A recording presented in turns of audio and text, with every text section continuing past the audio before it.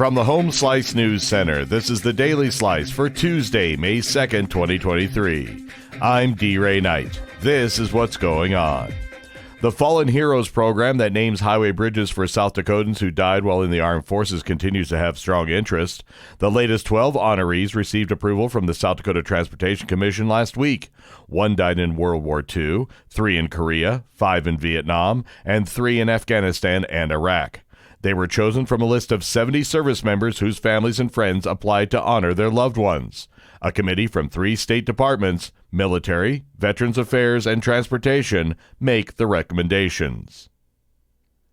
An area dentist is working with South Dakota Mines to help better serve rural communities. Amy Rose has the story. They're using robotics, Amy? Yes, they are. Dr. Chad Carpenter is teaming up with students at South Dakota Mines to create a robotic prototype that could bring dental surgery to underserved areas. Carpenter is a Rapid City dentist who serves communities nestled in the Black Hills. And because dentists are few and far between, it can be challenging to bring access to good dental care, especially surgery, to these South Dakotans. That's a problem Dr. Carpenter is trying to tackle with the help of biomedical engineering students at the South Dakota Mines. Starting yesterday, remote yard waste disposal facilities at Fitzgerald Stadium and West Boulevard North sites opened for the season.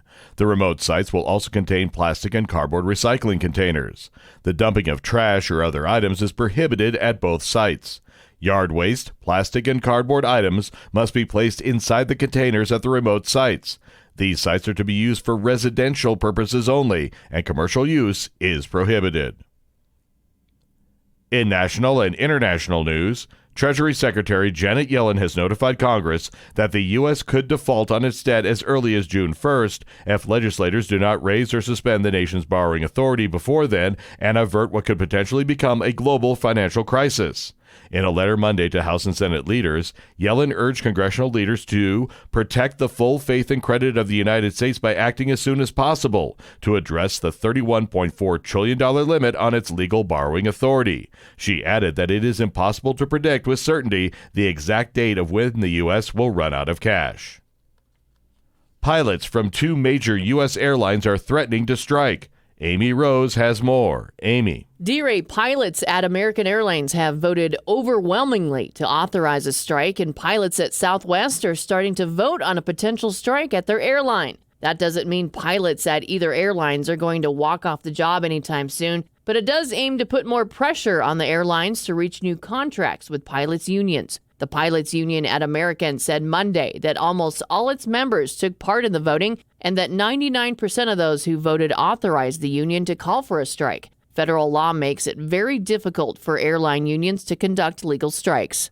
Apparently, it's not as difficult for Hollywood's writers to go on strike. The Writers Guild of America said late Monday that its 11,500 unionized screenwriters will head to the picket lines Tuesday for its first strike in 15 years.